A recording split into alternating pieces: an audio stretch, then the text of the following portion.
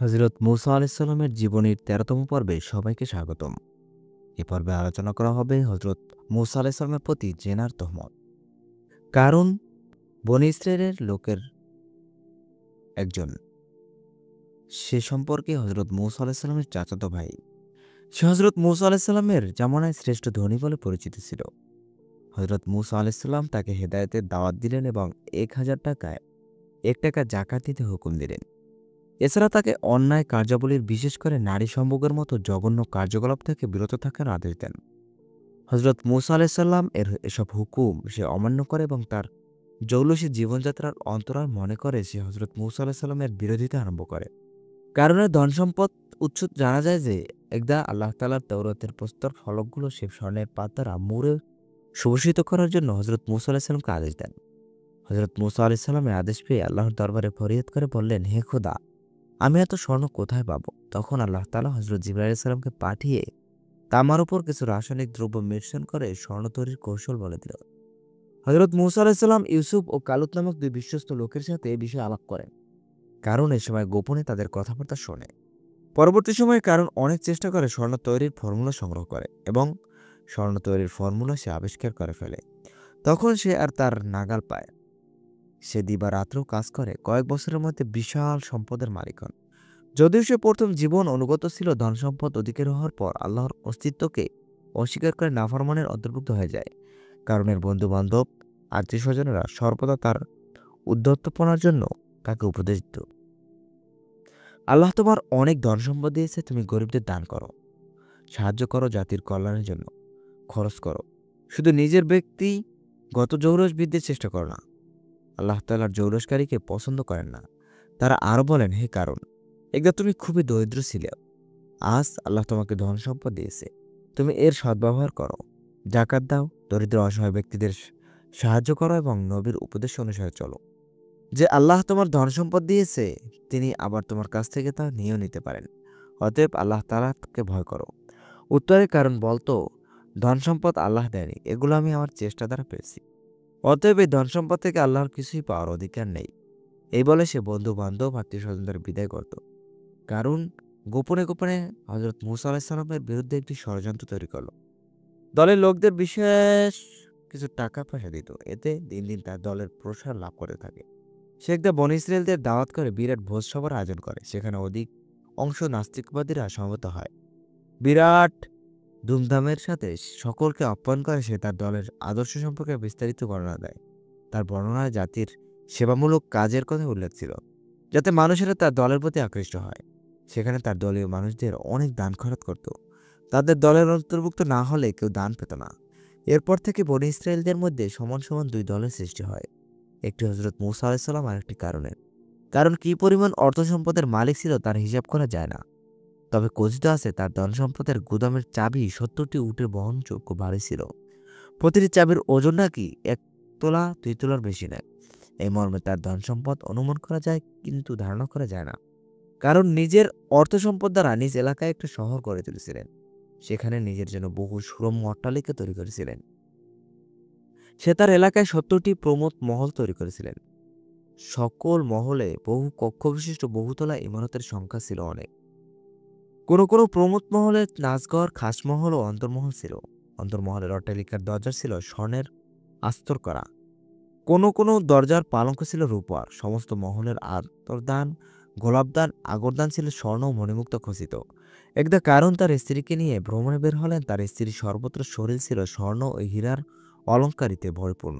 তার সম্মুখে ছিল স্বর্ণের তাজজড়িত পোশাক পরিহিতা ও ৭০ জন সেবিকা। একবার দৃষ্টি নিক্ষেপ করলে অন্যদিকে তার ফেরানোর উপায় ছিল না। কারণের কোষাগারক্ষীর সংখ্যা ছিল ৩,০০০।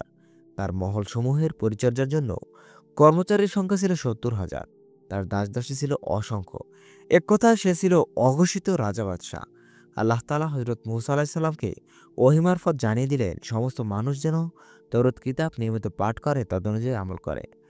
কাজ না হয় কঠিন শাস্তি আসবে। বিশেষ করে কারণ যেন তার ধন সম্পদের ১০০০ ভাগের ১ ভাগ অতি সত্বর গরিবদের মাঝে বিতরণ করে। না হয় তাকে ভীষণ শাস্তির সম্মুখীন হতে হবে। তার ধন সম্পদ তাকে রক্ষা করতে পারবে না। কারণ উদ্ধতপনা ছাড়িয়ে গেল,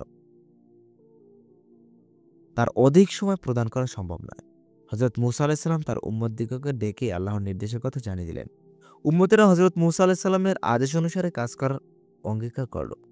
পরপর তিনি কারুনের নিকট গিয়ে আল্লাহ তাআলার নির্দেশে সংবাদ জানিয়ে দিলেন।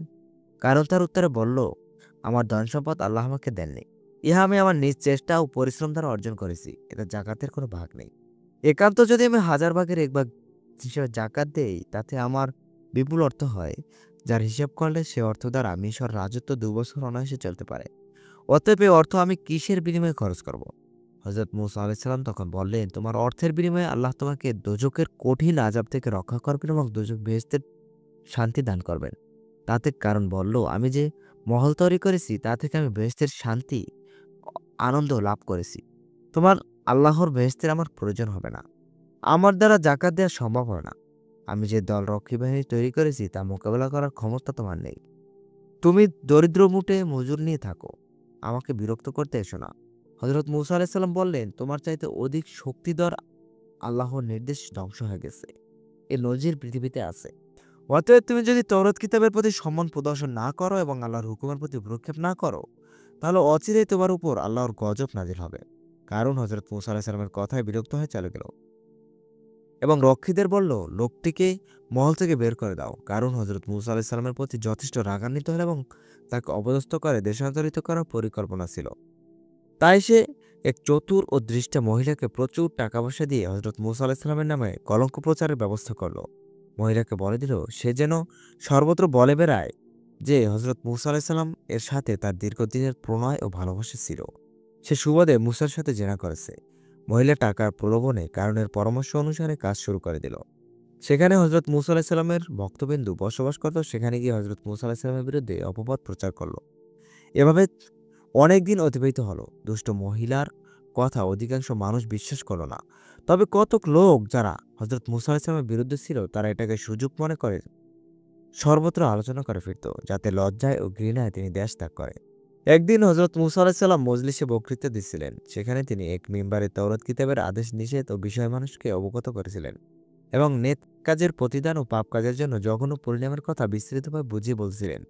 এক পর্যায়ে তিনি বেবিচারের বিচার ও পরকালের শাস্তির কথা বলছিলেন। এমন সময় মজলিসের এক পাশ থেকে বলে উঠল, হে মূসা, যদি আপনি বেবিচারে লিপ্ত হন তবে কি হবে? হযরত মূসা আলাইহিস সালাম বললেন, আমার আইনের ক্ষেত্রে নবী ও সাধারণ মানুষের মধ্যে কোনো পার্থক্য নেই। বেবিচারীর শাস্তি হলো তাকে পাথর মেরে নিক্ষেপ করা, হত্যা করা।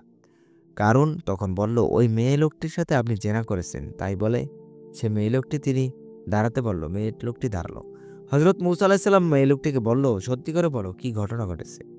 মেয়ে লোকটি তখন তার শরীর পাথরের মতো শক্ত হয়ে যাচ্ছে দেখে ভয়ে ভীষণভাবে কাঁপতে আরম্ভ করলো। তখন হযরত মূসা আলাইহিস সালাম দ্বিতীয়বার তাকে ধমক দিয়ে বলেন, সঠিক করে বলো, কি হয়েছে? তখন মহিলা বলল, হুজুর, আমাকে কারণ টাকা দিয়েছে এবং আপনার বিরুদ্ধে এই অপবাদ ছড়াতে বাধ্য করেছে। প্রকৃতপক্ষে আপনি নির্দোষ। তখন হযরত মূসা আলাইহিস সালাম রাগে ক্রোধে অগ্নিশর্মা হয়ে মাটির দিকে লক্ষ্য করে বলল, খুঁজি হে, অর্থাৎ হে মাটি, কারণকে ধরো এবং তোমার মাঝে কারণকে তলিয়ে নিয়ে যাও। হযরত মূসা আলাইহিস সালাম এর আদেশের সঙ্গে সঙ্গে কারুনের হাঁটু পর্যন্ত মাটিতে ভিতরে চলে গেল। তখন কারণ বলল, হে মূসা, তুমি তোমার জাদুবিদ্যার দ্বারা হত্যা করে আমার ধন সম্পদ আত্মসাৎ করবে, এ উদ্দেশ্যে আমাকে মাটির মধ্যে নিশ্চিহ্ন করতে আরম্ভ করেছ। একথা হযরত মূসা আলাইহিস সালাম বললেন, হে খোদা, তুমি আমাকে অপবাদের অমঙ্গল থেকে রক্ষা করো। তখন হযরত জিবরাইল আলাইহিস সালাম কারুনের সমস্ত ধন সম্পদ কারুনের চতুর্দিকে এনে পর্বতের ন্যায় উঁচু করে রাখলেন। তখন দ্বিতীয়বার হযরত মূসা আলাইহিস সালাম বললেন, খুঁজি হে। তখন কারুনের ধন সম্পদ সহ কোমর পর্যন্ত মাটির মধ্যে ঢুকে গেল। কারণ তখন বলল, হে মূসা, তুমি আমাকে মুক্তি দাও, আমি সমস্ত ধন সম্পদ তোমাকে দান করব। হযরত মূসা আলাইহিস সালাম পুনরায় বললেন, খুঁজি হে। তখন কারুনের বুক পর্যন্ত মাটির ভিতর ঢুকে গেল। তখন কারণ চিৎকার দিয়ে বলে, হে মূসা, আমি তোমার দিন গ্রহণ করব। হযরত মূসা আলাইহিস সালাম কারুনের প্রতি ভ্রুক্ষেপ না করে পুনরায় বললেন, খুঁজি হে। এবার মাটি কারুনের তার সমুদায় সম্পদ সম্পূর্ণ গ্রাস করে নিল।